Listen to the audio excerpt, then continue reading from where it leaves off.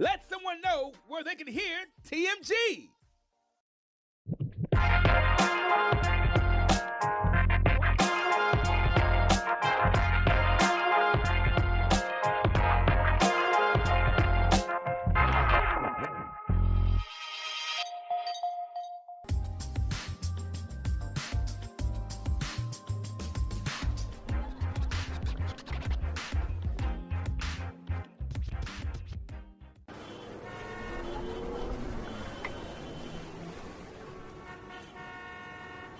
It's time for a new episode of TMG. Hi, everybody. Welcome to TMG. I'm your host, Travis Patton Sr. I enjoy discovering and sharing real-life moments of inspiration from everyday people. And this show is about finding moments of inspiration for our everyday lives. And look, and if you're going to tell me something, then tell me something good. Hi, everybody, and welcome to a brand new episode of TMG. I'm your host, Travis Patton Sr. Guys, you know how we like to do it. Real quick, guys, don't forget to visit our YouTube page. That's Tell Me Something Good with the capital T. And as always, guys, I got to give you a huge shout out to my biggest supporter, my biggest fan, my lovely wife, Nicole. Hey, girl, how you doing? That's your shout out. I know you're watching. I know you're listening. Guys, I say this every time, and I mean it. In a very short time, this show has really taken off. And it's being heard in places all around the globe. Yeah, places like Hong Kong. Right now, they're listening in Brazil and in Switzerland, just to name a few. And I'm excited. I'm excited, as you can see, that you are. So wherever you are tuning in right now, maybe you're in your car or at home, but it doesn't matter. You're tuning in to TMG, Tell Me Something Good podcast. And man, I'm excited that you are. Maybe, just maybe, this is your first time tuning in. And you said, Travis, man, I found you by accident. I don't care how you got here. I'm glad you're here. And for all of those who have been showing up since day one, thank you for your support. I'm so glad that you're here. It's because of you that the show continues to do so well. I'm so glad, guys. You know what this show is all about. This show is all about finding moments of inspiration in, I would say, in our everyday life. So, guys, listen, if you have an inspiring story that you would like to tell and maybe come on the show, guys, do me a favor. Don't forget to drop us an email, STELL, me something 21 at gmail.com. And you say, Travis, now I know someone who has a great story, but I don't want to come on the show, man. I'm a little camera shy. It's okay. You can even remain anonymous if you'd like. Guys, tonight's episode is going to be absolutely amazing. Going to be absolutely incredible. And if you did not get a chance to catch the title of today's episode, tonight's episode, guys, is A Hit Below the Belt. Oh, it's going to be good when we dive up in this one. Guys, listen, before we do, you know we have a couple of really great affiliate sponsors. Right. We have some sponsors here at TMG. And I want you guys to go ahead and follow the links that's going to be in the chat. Thank you, everybody, for joining in. That's right. Come on in. It's TMG. So, guys, I want you to visit our affiliate sponsors. I'll have the links that's right there in the chat as they pop up. And by the way, guys, you may not know this, but this month is National Breast Cancer Awareness Month. And guys, I'm not sure if you're aware of this or not, but I'm putting some information up. Each year in the United States, guys, 240,000 cases of breast cancer are diagnosed in women and about 2,100 in men. About 42,000 women and 500 men in the United States die each year from breast cancer. Guys, do me a favor, get checked out. Black women have a higher rate of death from breast cancer than all other women. That's a lot of people on this planet. Know for yourself. Get yourself checked out, guys. Listen, before we jump into this, I'm going to play some information from our sponsors, guys. You may not know it, but guys, it is holiday time, fastly approaching. And you may say, well, I don't know what to get somebody. I don't know what to get somebody for the holidays. Don't worry, TMG can help you out. I want you to visit one of our sponsors, guys. I'm going to put the information in the chat. When we come back, we diving into this a hit below the belt. Walmart is a proud associate sponsor of TMG Tell Me Something Good podcast. Please use the special link bit.ly/Tell Me Something Good and visit our sponsor. Remember, I may earn a commission when you buy through this link. There it is, guys. Visit Walmart. They're one of our associate sponsors here at TMG. And with the holidays coming up, I know they got some good for you. So, guys, visit one of our sponsors. Guys, today, if you did not catch today's episode, guys, is going to be entitled, guys, A Hit Below the Belt. And, guys, I want you to understand it's going to be an exciting episode. So, enough of me running my mouth. Let's dive right into this and see where we're going to go with this episode, guys, because I know you're interested in it. Now, guys, usually the phrase "a hit below the belt" can spring up images of two heavyweight boxers throwing punches. Yeah, you start hearing the words and the phrases "a hit below the belt," you start thinking about two boxers throwing punches and kind of going at it like this. That's kind of what I think about it. So usually a phrase "a hit below the belt" can spring images of two heavyweight boxers throwing punches at each other, right? And one boxer may hit the other boxer below the belt, and that one can bring him to his knees. I don't care how tough you are. You get hit below the belt, something will bring you to your knees, groaning in some of the most painful stuff imaginable. Now, don't let me be out here by myself, man. If you are a male and you have ever been hit below the belt, you know exactly what I'm talking about. And even if you're not, if life has hit you below the belt, oh, you know there's some things that can hit you that will bring you. I'm not going to preach, but I'm just telling you, if it hits you, it will bring you to your knees. But the words can also carry over into verbal altercations where one person says something that is embarrassing and humiliating and demeaning towards another person, and they would say, hey, that's hitting below the belt. Guys, the connotation of these words really says this. The connotation of these words really mean one thing. You hit me where I was most vulnerable. Being hit where we are most vulnerable does not feel good. It can cause shame and embarrassment. It can actually begin to eat away at one's self-value and worth. Have you ever been hit below the belt, guys? I have.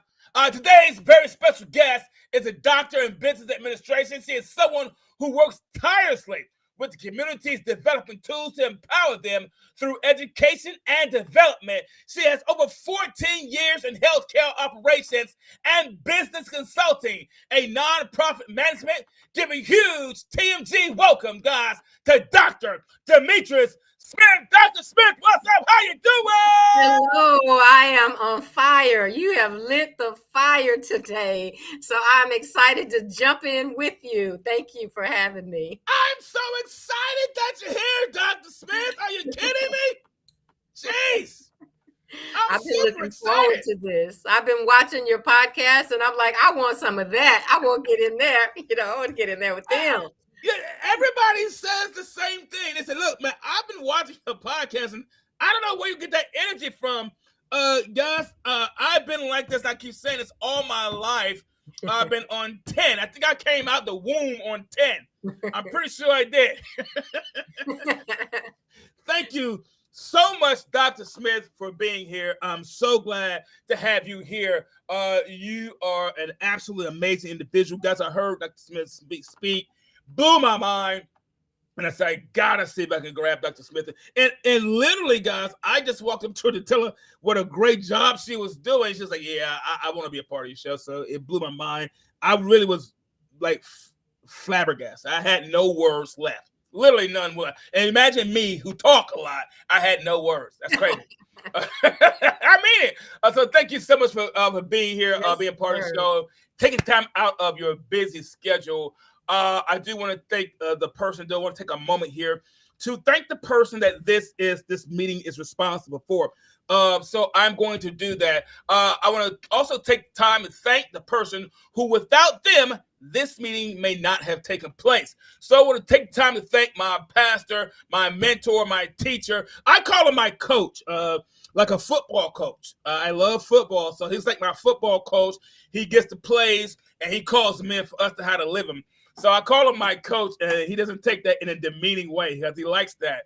But I do want to thank my pastor, my apostle, Stephen A. Davis of Refresh Family Church here in Birmingham. Guys, we have several locations, but I attend the one here in Birmingham, Alabama. So Apostle Davis, thank you so much for this connection. Without you, we probably would not have met. So thank you very much. He is absolutely a tireless individual. I mean, tireless. His schedule is always going. He's always moving. He does believe in the strength of relationships and the value of people. He's a terrific mentor and leader of the Refresh Family Ministries, guys, a profound teacher and great preacher. My wife and I have been part of the ministry for 10 years. We've been married 10 years, and we've been a part of the family for 10 years. That's crazy. We found it by accident, though. We did. Wow. We did. We made the wrong. We did. I was coming home one day, and just moved into this area, and I made the wrong turn. And when I made the wrong turn, that's how I found the church. Accidentally on purpose. Accidentally on purpose. God knew what he was doing. And we've been there 10 years. Hadn't gone anywhere. So we love the church. We love the ministry. We love how the word is presented, and we love the way it teaches. So, Apostle Davis, thank you so much for this connection. You're a cool guy to me, man. Appreciate that. Guys, let's dive right into this. So, guys, we've been talking about this, and Dr. Smith, I know you and I are really ready to dive into this, the topic, a hit below the belt. And we were talking about the vulnerable side of things. Dr. Smith, I've seen and heard you share critical information before, and it was simply the best way I can put it is eye-opening. Just simply eye-opening. And we've seen and we've even talked before the show. So do me a favor, please, for all the audience that's just driving in their car at home, working, that's going to go back and view this or listen to this. Tell us a little bit about yourself and a little bit about what it is that you do.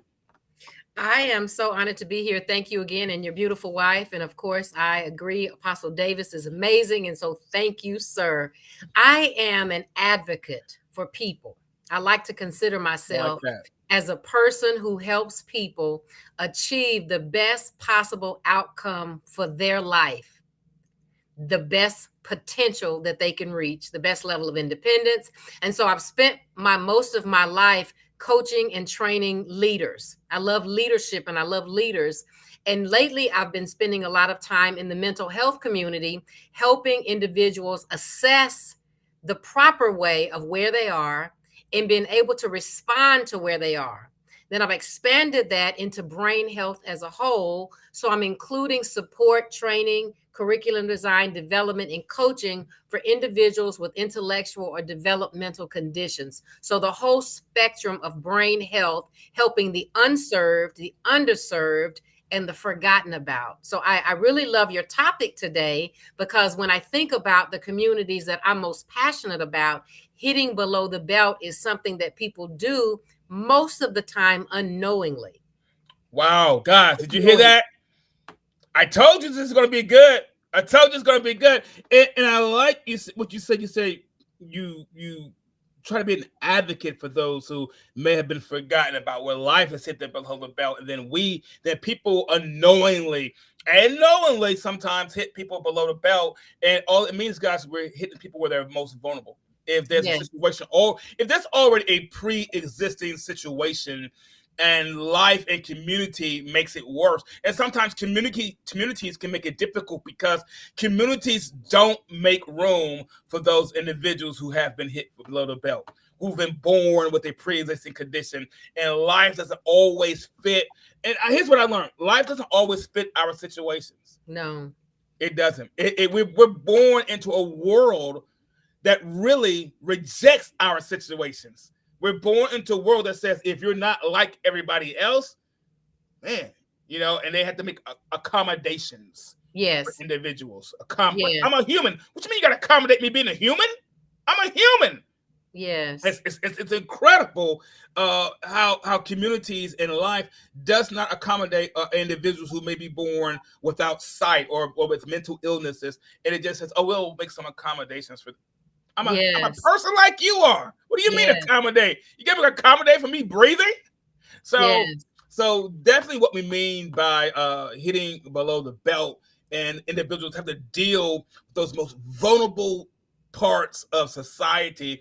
And a lot of times that most vulnerable parts of society, Dr. Smith, are individuals who are born with situations that are beyond their control.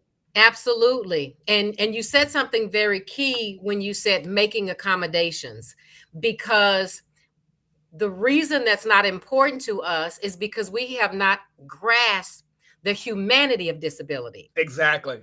The humanity of the individual. We see the disability, we see the condition, we see the deficits, we see the what you can't do's, but what we don't see is the person. The person is what matters most. And so when we talk about hitting below the belt, I love boxing. That's actually my favorite sport. There's always the thing called a 1-2 punch.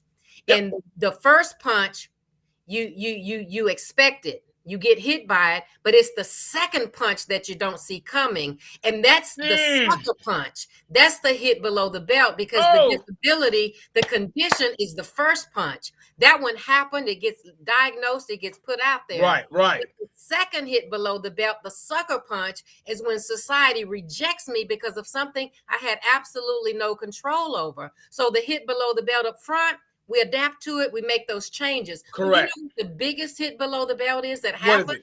That's when you lower your expectations about me. When you don't expect anything from me, when you don't even make room for me to be more than what you see or more than what is red and black and white. That's the real hit below the belt, is when your expectations are below the belt.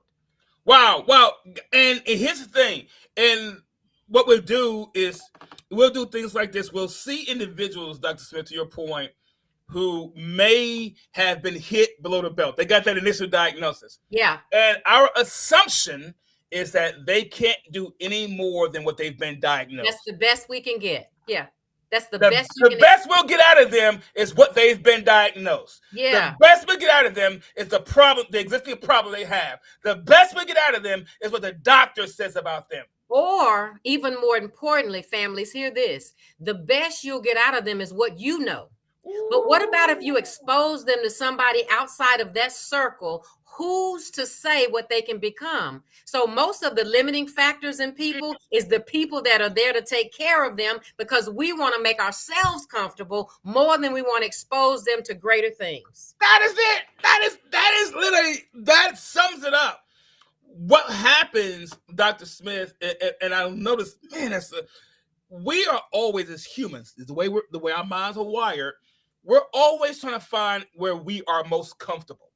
Our minds are wired that way. We could be in we could be in a captive. They call it the Helsinki syndrome. You could become a victim, be held captive by somebody so long that you will then become, you'll start looking at the one who captured you as a friend, because you're trying to find a comfortable place for yourself. You forget the fact that you're captive. They kidnapped you, took you against your will, and now you're saying, okay, this is my friend. I'm going to look out for them. No. And so what happens is we always want something to make us comfortable, and sometimes it's at the expense of somebody else's liberty or humanity.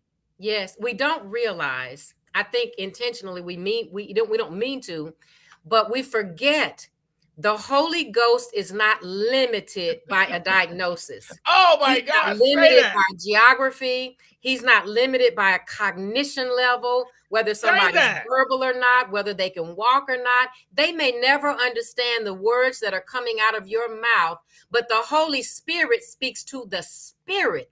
And if we expose them enough to things outside of what we expect, who's to say the transformation cannot happen? And so just like when we see drug addicts, we assume that's just a drug addict. We throw them away, but nobody wants to be a drug addict. It's a comorbidity that's helping us heal from the real pain. And nobody takes the time to trace the root of the pain. And so that hit below the belt comes the stigma. Wow. And we've got to do something about that. And to that point, I had a show was talking about stigmas and hiding behind the mask, and we as societies, stigma to me is just a label. We like to label things. We love putting labels on things, on people, and the most times we label things is when we don't understand what it is. One example I gave was this. You know how when you're moving and you label a box kitchen, or you label wherever that box goes, and you'll label kitchen, bedroom. And then you have this one box, you don't know where anything goes, you just put miscellaneous on it. And that's what happens with individuals when they've been hit below the belt with society. We just label miscellaneous. We just try to find a place for them to fit in instead of allowing them to have the opportunity to fit in where they could belong through exposure. Or creating a place. Oh, see? One thing to ask them to fit in with what you've built, but it's another thing to build something that's not necessarily for you to enjoy. And stigma is the umbrella we stand under to keep the rain of truth from falling on our heads. That's it. So I told you this was going to be good. Thank you, everybody, for jumping in. Thank you, everybody. Guys, I'm going to play another real bit from our sponsor, guys. Don't you go away, Noel. It's going to be good. Amazon. Amazon is the world's largest online retail store. Please use the special link bit.ly/tell-me-something AMZN for Amazon. With Amazon, you can spend less and smile more. Please visit one of our online sponsors today. There it is, guys. Please visit one of our online sponsors, Amazon, guys. Today we're talking about a hit below the belt. And I know, guys, you've been watching and listening to this discussion, and we're talking about the most vulnerable individuals. We're talking about those vulnerable times, those vulnerable people of society who've been hit initially already by diagnosis, and then society comes in and hits them lower, let them know that, hey, you don't fit in here, and we don't really have it designed, I won't say accommodate, but for them to fit and to belong, and the humanity part of it. We're talking, guys, with Dr. Demetrice Smith. Guys, she's healthcare since over 14 years, so she knows what she's talking about, guys. She knows what she's talking about. Dr. Smith, mention something. So I'm enjoying this conversation. Now, you may have seen, I know you may have seen a boxing match. I get it. I know boxing is one of your favorite things. I loved it too. Back in the 90s. I loved it back in the 80s and 90s, especially. I would always watch it Saturday night. It was a thing. We got around the TV. We watched boxing. I kid you not. We loved it. Boxing match show where boxers were throwing haymakers. I mean, they're throwing punches. Oh, yeah. It looks like they're reaching all the way to the backyard to bring that punch through. They're throwing haymakers.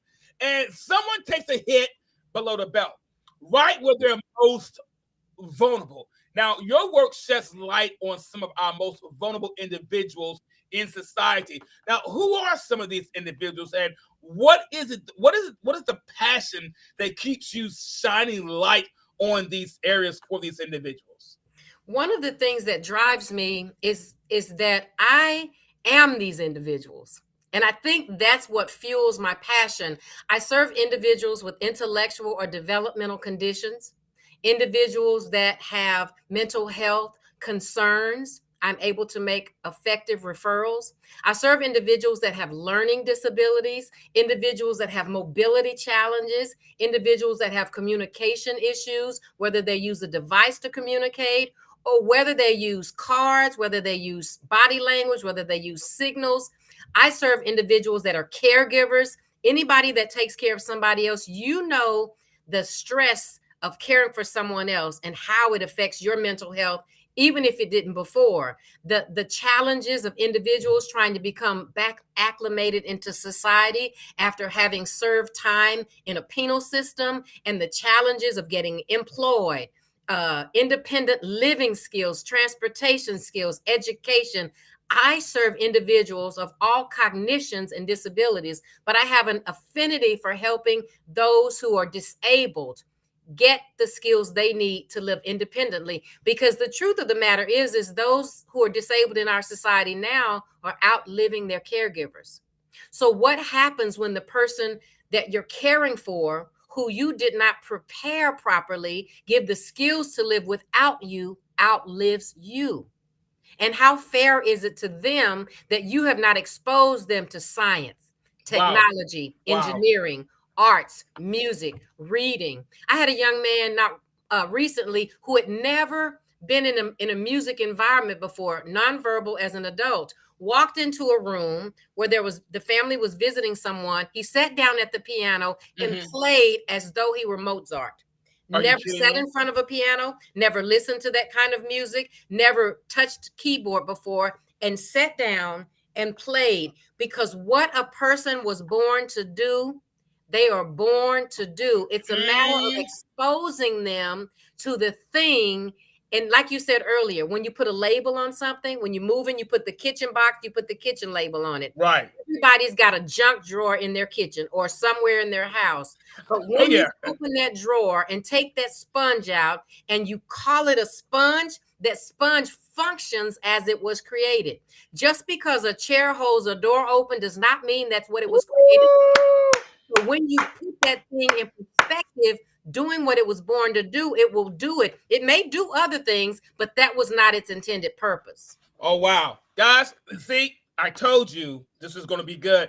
And what happens is, Dr. Smith, to your point, is those invulnerable individuals who've been hit, and that just keeps hitting me, who've been hit below the belt, who've had that initial diagnosis. When we label them as a doorstop, you just, a placeholder. You're just good enough to do this. You're good enough to just do that. And if we aren't exposing these individuals to greater reasons and greater opportunities, what's inside them will never be cultivated. That's right. It will never come out. The only way you'll know what you're born to do is if you're exposed to something other than what you're exposed to right now. That's right. That's right. If you drop a packet of seeds in the ground, they will never grow until they've been watered. Because until that thing falls into the ground and dies and cracks open and it's been watered and becomes transformed into something else, it's just a pack of seeds in the ground. It's like that with individuals. The next step we think is, I took the seeds, I allowed you to come in. And so that's why inclusion has become sort of a little buzzword. It's just an empty word. It's what diversity used to mean, right? Diversity doesn't correct to mean. We have to move beyond just letting you be a part of it to setting a platform for you to thrive in it. Absolutely. Engagement. To me, the word inclusion means fair opportunity to thrive. And it's funny you said that word. To me, when you said that, it's like, well, to me, inclusion is just a fair opportunity to thrive. If I don't have the fair opportunity to thrive, then you haven't really included me. Yes. No, you let me in the room, but if you're not giving me fair opportunity to thrive, then what am I here for? I can just leave. I can go stand outside, on my own. I don't need to be here. I got a house to stand inside if I want to stand in the room. Yeah. If you're going to allow me in the room, but not give me fair opportunity, you can let me out your room. I could have stayed home, watch TV. My grandmother taught me so much when I was growing up, watching how she cultivated her daughters. They're much older than I, but she was told that they wouldn't live past 30. My oldest aunt with cerebral palsy, who's also blind, is just turned 70 years old and is a homeowner.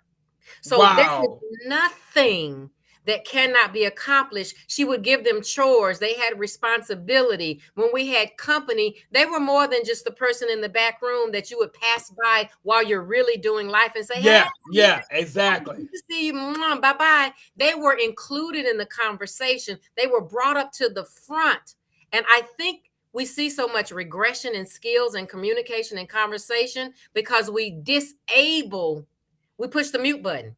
Keep the thing playing. Keep it playing. Don't push the mute button. That's hitting below the belt when you come into the room and you talk around me and you never bring me into the conversation. Even if I can't respond, include me. It's kind of like when you were saying when you came to Birmingham, if we meet an individual that has a mental illness and they're walking with someone, with a parent or with an adult, instead of, well, how are they doing today? How about you asking that person how they're doing? Yes. I'm standing right here. Yes. That's a hit below the belt to an individual. If you're standing there and you see them, whether they're nonverbal or not, I guarantee you, even if they're nonverbal, they are consciously aware of the conversation.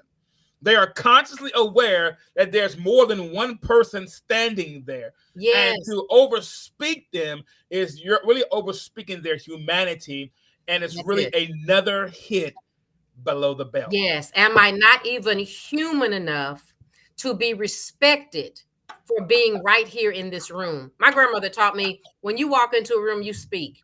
To everybody in the room. You just speak. You know, you don't choose who's in the room. You just walk in, you speak. And so it's the same thing. If I approach someone, I'm going to communicate to who's there. I don't get the chance or the liberty to say, well, they really don't know what we're talking about. Exactly. And that's what happens in marginalized societies. People make decisions on their behalf and never bringing them into the conversation. Exactly. And guys, we're talking about a hit below the belt, and nothing is worse than I want you to guys think about this. Even if it was someone who did not have a mental illness, Dr. Smith, let's say you and I were in a room, or me and somebody else was in the room, and then you came in, and we never acknowledged your presence. You'd be like, do they not see me here? I know they see me standing over here, and it would be the same. The emotions are the same. And I've learned this: whether an individual is capable of displaying those emotions does not mean they don't feel those emotions. That's right. They still feel them, whether they're capable of displaying them or not, because they're human. They are human, and we have to understand that being human, and I've learned this, being human takes on many forms than just somebody with two arms and the legs. Being human takes on many forms than someone of a specific culture or a specific ethnicity. Being human means more than just that, and we have to understand when we talk about hitting people and hitting a hit below the belt with individuals of the vulnerable parts of society. We have to keep the whole aspect. The big picture is they're human, Dr. Smith. Yeah. One of my favorite boxers is Bernard Hopkins. Okay. What I love about Bernard Hopkins is he lost 13 straight times. And it wasn't until the age of 40 that he came back and won his first bout. And that bout put him on a path after the age of 40 to become the oldest unified title holder in the world. And when that happened, nobody forgot about those other fights. Nobody forgot about how many he lost. So one of the ways we hit below the belt is we put people on a timeline. You've got until this day. You've got until this age. You've got until this place to then demonstrate who you're going to be. But it may be 15 episodes of losing before you really come up and mature and be able to make an impact. So that's one of the things we've got to stop doing as a society, is putting people on a timeline that we've set for them to achieve this, to accomplish this, to change this, or to do this. When we look at accomplishments, there is no limitation on when and how that can happen. Hey, Dr. Smith, listen, you are so on it. And you know what I've learned? Part of the reason we put other people on timelines is because we put our own selves on timelines. Oh, we've been timelined ourselves. I know. I should have accomplished this by now. I should have been married by now. I should have had this by now. I should have done this by now. And I'm going to have to say this, but sometimes, whether we know it or not, we unknowingly or unwittingly place people. We want people to keep the rules that we make for ourselves when they didn't even agree to that. I didn't agree to your timeline.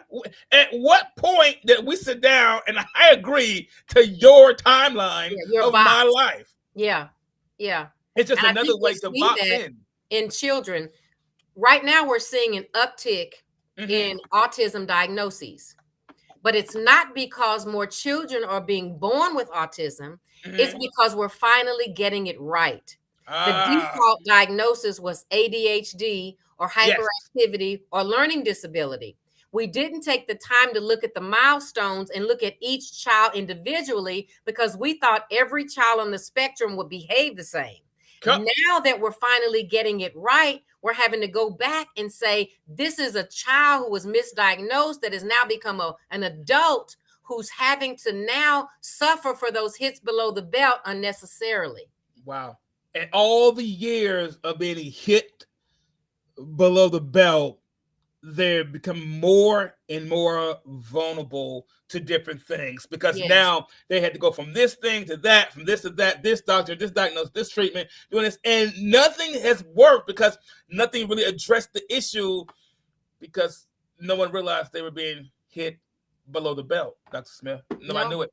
Wow. So the people that we're talking about, all these wonderful individuals that we're talking about, and I tend to use the word people because they are people. The people we're talking about are a vulnerable part of society to no fault of their own. No one chose that. Now, given how society sees them and some of the handed down approaches that are used, what are some things each of us can do individually to adapt to vulnerable individuals? For instance, those with mental illnesses, developing good mental health practices. What are some things that we can do to not use those handed down practices? Because obviously it doesn't work. Well, first of all, we've got to see the person. There you go. So many times the diagnosis is the flag that gets waved, and we tie our association to what we know about that diagnosis, and we treat the person accordingly. Just like if there's a person that's been incarcerated, the label of ex-felon or ex-con waves before them. So the rehabilitation doesn't mean anything in a lot of places. We see what we associate with what we know. And so when we humanize the person and the condition, it helps us to realize, and I think about it like this: if your weakness, if your limitation, because we've all got one, on the billboard on the freeway on the way home, or on the jumbotron at church on Sunday morning, how would you want people to meet you after service and respond to you?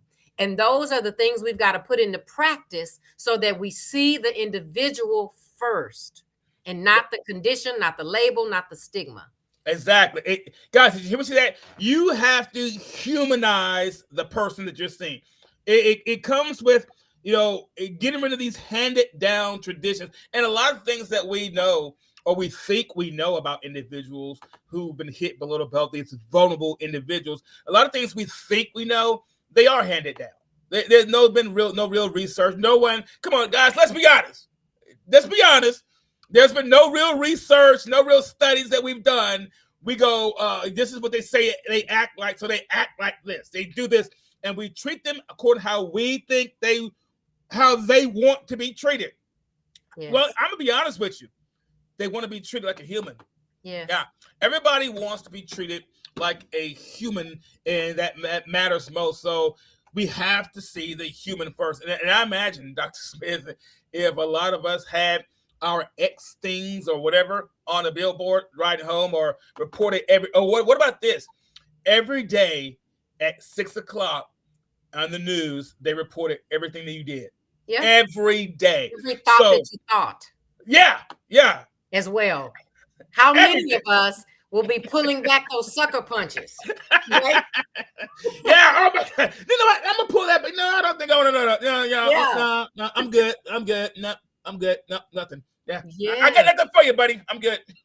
Yes. And that's how it is, though, with individuals who are the vulnerable parts of society. That's how it is. Every day, if we continue not to see that human side of them, every day it's like our thing being reported every day at the 6 o'clock news. And Yeah. eventually you'd be like, dude, okay, I got it. I'm that. Well, that's how those individuals feel. Yes. We have to make sure not only do we protect these individuals, but we also acknowledge this more and just say, hey, blah, blah, blah. It means incorporate them, bring them in. I told you when you here in Birmingham, I got a really good friend of mine, Dr. Kelvin Smith. And I know he's probably watching, he and his mom, Loretta. Kelvin was on the spectrum, and he's been on the spectrum since he got diagnosed. And so his mom told me all the challenges they had. They've been on the show a couple of times. And matter of fact, they come on the show every April for autism. And Dr. Kelvin, he went to Georgia Tech and has this huge doctorate degree and kept Dr. Smith. I'm probably going to say this wrong, so bro, you're going to forgive me. I don't know if it's biomolecular engineering or whatever it is, but this guy finished head of his class. Thesis was incredible. His thesis was incredible, and he's now Dr. Kelvin Smith. So when we're talking, he goes, Travis, don't call me doctor. I said, Dr. Kelvin, I'm going to call you doctor. But these individuals, his mom continued to expose him to things that he was good at, which was math and science. He was even on Jeopardy. The guy, yeah, he was on freaking Jeopardy. And the guy is just absolutely brilliant. And I know Dr. Smith, you're listening. I know your mom's listening. She's always listening. And so when we think individuals who may be on a spectrum or a vulnerable part of society, we think that they're limited individuals, they'll miss out. If his mom had decided not to expose him to things that he could excel at, chances are he wouldn't be Dr. Smith today. Yeah, I think I was talking to a father this morning, and I've been watching his son for a couple of years, and I believe he needs to be tested. So there's almost two ends of it. There's the denial. Right. Because he's intelligent. He's so smart. He was telling me about his son. Oh, no, that's not his problem. He just was born during COVID and he didn't have a lot of kids to play with. And I said, I've been looking at some of the milestones and I really would like for you to have him tested. I'm not diagnosing him, but I'm seeing some of the adaptive challenges he's having, some of the socialization challenges. Correct. He's probably a genius, but there's the denial that the genius overrides anything else. And it's not a negative to say my brain fires differently. So the fact that she was balanced and understanding that he had some adaptive needs, but that did not take the place of her exposing him intellectually to the things that helped him to soar. So there's that balance in being in denial because you can't fix it, or either ignoring it and understanding it and not challenging in spite of it. One word, challenge it. We have to, she challenged what she saw. And what we have to begin to do, guys, we have to challenge the things we see. We even have to challenge the way we think about things. And it's tough. I get it. It's easy to say, but we have to be willing to challenge those things. That's Smith. While here in Birmingham, Alabama, while you were here, you mentioned an alarming rate of African-American males on the spectrum, kind of growing, that you mentioned here in Jefferson County, where I am. Yeah, that's a shout out for Birmingham. I'm sorry, I had to do it. African-American males on the spectrum. And I know the numbers you provided or specifically for this region, but are there any studies that show where African-American male students across the board and nationally are more likely to get medication for suspected ADHD when maybe it's a case of them being on the spectrum? You know, the numbers alarmingly around the globe tell us, based on the census, U.S. Department of Health, and other government agencies, as well as local providers who provide the CDC and other information from pediatricians and whatnot, 80% of individuals globally that are on the spectrum, whether diagnosed or not, are Black boys. Wow. There's no understanding for why it affects Black boys more than white girls, Black girls, Asians, or any other race. That's why there's an alarming number of Black men incarcerated. Say that. Young Black boys carry this baggage that was never identified nor treated. They didn't have the skills to communicate. So the aggression and all these other things took root. And now you've got grown men who don't understand why their behavior is the way it is. An offshoot of that is other behaviors that are criminally on the fringes of our society. I'm not saying that's why the jails are full, but look at your penal system.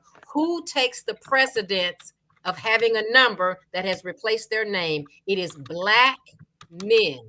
And so there's a study that's being done now across the U.S. Department of Health. They're hoping to develop a blood test that hits 10 markers that say you have a predisposition to it, whether you've been diagnosed or not, just like signs of breast cancer in women or signs of human papillomavirus in people that says you have this trait, you're predisposed to it. So now you can look for it, respond to it, and treat it as needed. We don't know why, but we do understand that it is an alarming number. And most times it goes denied. It goes denied or misdiagnosed. Now we're starting to see it. No, go ahead. They can be diagnosed at 2 years old now. It used to be at school age, and by then it's too late. Yeah, but by the time they're already in school, it's kind of already too late of saying, well, you know what it is. And they've gone all their life, Dr. Smith, carrying this bag. They've gone all this life carrying something around. Now, they've already had to deal with society and everything else that's going on with them. But now, not just that, now they got to go along carrying this entire bag. I'm going to put up guys, I want to put up something here real quick that can kind of give this image of what we're talking about here. I'm going to put up something, kind of give you a quick visual of what it's like. Here we go. Boom, boom. I'm going to put up a quick visual, guys. So here he is. You got this guy carrying his bag. This is what it's like. Now, notice his age. Clearly, he's not 6 or 7 or 5, but he's been carrying his bag. He's not 10 or 12, but he's been carrying his bag. He's not 13, but he's carrying it. I want you to imagine you already have to deal with the things you have to deal with, dealing with your race and ethnicity and your culture. Now you have to carry this bag. You've been carrying this bag. It's possible that you've been carrying something all your life and you don't even know it, and something can trigger it. And here it is. You've been carrying this bag. You don't even realize that you got stuff in this bag that you've been carrying all this time. And as parents, Dr. Smith, as parents, how can some address this with their physician? What can parents do to help address this with their physician, their child's physician? Well, for youth, it's recommended by the American Academy of Pediatrics, which most pediatricians are members of, that they perform either at 18 months or 24 months an autism spectrum disorder screening. When they do their milestones in weight, when they do their milestones in height, hearing, eyes, and all of that at 2 years old, they should do an ASD screening. So if your child never got one, and your child's 4, 5, 6, 10, or 12, or anywhere, ask for an ASD screening. They're recommended, but they're not required. And most kids don't get it. The reason they're done at 2 is because now those milestones are caught at that early age. So by the time they get to pre-K and kindergarten, there's some therapies put in place to make sure they get what they need regarding communication, speech, and behavior. So that's one thing you can do. Ask your pediatrician to do an ASD screening. Then as an adult, go to your local website or Chamber of Commerce or Google it and find out free autism spectrum disorder screening and put in your zip code. Doesn't matter if you're a child or an adult. If you've got Medicaid or commercial insurance, you should be able to do it. And I know there's an adult listening right now that's asking themselves, am I too old to have myself tested? Because I've always felt a little out of sorts socially. I've always felt like I was different. I've always been treated different in my family. It's never too late as an adult to get a screening for yourself. You owe it to yourself, even if it does nothing but help you understand why you think the way you think. Exactly. There's nothing wrong with you. It will help clarify more to you about how your brain is functioning. and that is no fault of your own. See, guys, I'm telling you, this is amazing. A lot of times we go through life, Dr. Smith, and we'll think we're broken. We think something's wrong with us because we don't act this other person, or our brains works differently, and we think something is wrong with us. Yes. When in truth, there's nothing wrong with us. Our brain works differently. And again, you said this earlier. There's nothing wrong with saying, "Hey, my brain just works differently. Just doesn't work like that." I'm gonna put some information up, guys. Listen, you perform an incredible service and amazing work. You are part of an organization called Creeping Vines Online. Yep, Yes. I did some digging up on you. You know what I mean? I launched this organization about 8 years ago because I had been suffering from depression for over 30 years. Wow. I started feeling this isolation and depression and anxiety in the 3rd grade. I thought everybody felt that way. It wasn't until I got older and I started to do research about the ways I was feeling, the overwhelming sadness I was feeling, that I launched an organization called Creeping Vines Online. And what that means is, and where that name came from, was I was sitting at home one day and the neighbor moved in across from where I was living. They had a fence, and the guy came out and planted these vines on the fence. Well, over time, the vines that were planted on the fence ran across the yard, up the side of the house, and over the roof to the back. And depression is like a creeping vine. It never stays where it was placed. After a while, the people in the house could no longer see out, but those who were looking in couldn't even see in, because those vines had crept slowly over the foundation of that individual. And what you think you see is what everybody feels, and it doesn't have to be that way. So I wanted people to get assessments, awareness, and advocacy, because you have nothing to be ashamed of. Wow, guys, I just put up the web page. I had it playing while you were speaking, guys, and I wanted to know where that name came from. I said, man, I gotta ask her where she got that name from. So now I understand. You're absolutely, it's absolutely amazing. And a lot of times we'll think, when you think about Creeping Vines, you think about that. Some people say, well, that's absolutely fantastic. It looks great, but it only looks good from your perspective. It doesn't look good from my perspective. Yeah. You enjoying those Creeping Vines. I don't enjoy it. Yeah.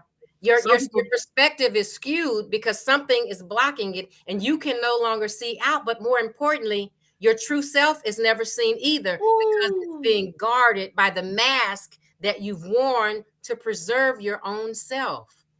Man, I told you guys Dr. Smith was on point, guys. I told you that.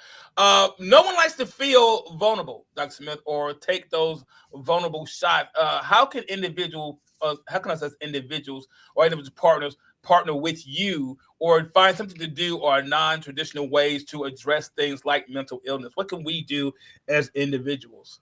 I'm happy if you go to my website and put in fill out the contact me form, or if you go to info@demetricesmith.com and send me an email. I would love to do a wellness assessment.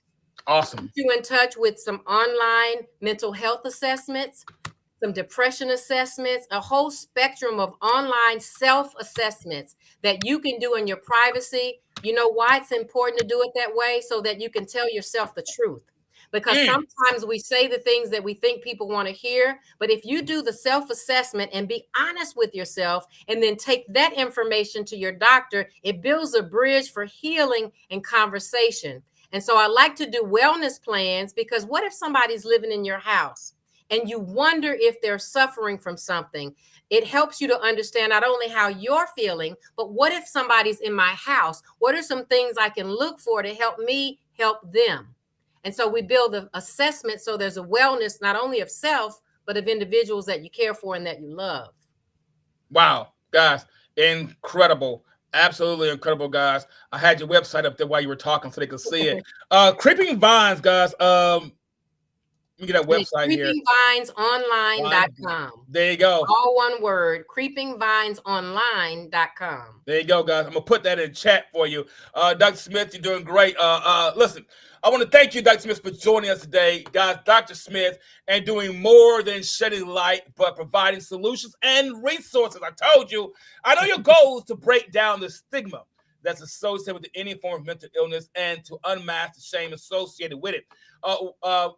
In closing, Harry, what is something that you would say to someone right now who's listening?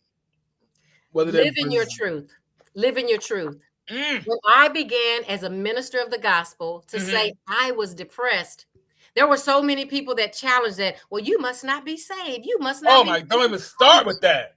But let me tell you something. The Lord provides an antidote, and prayer is a weapon, but therapy is also a tool.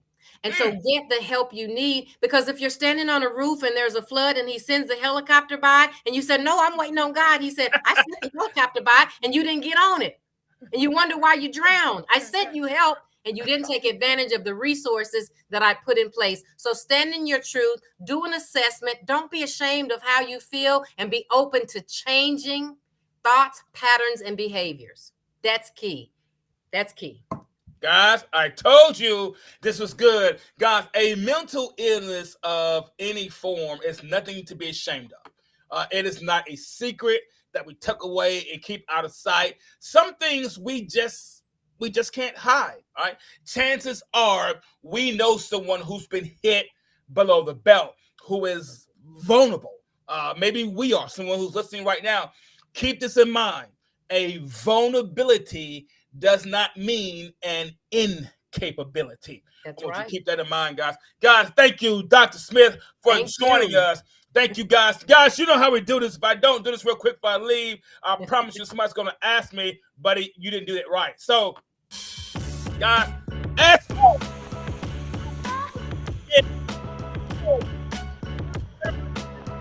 I want to thank our very special guest, Dr. Demetrice Smith, for joining us, guys.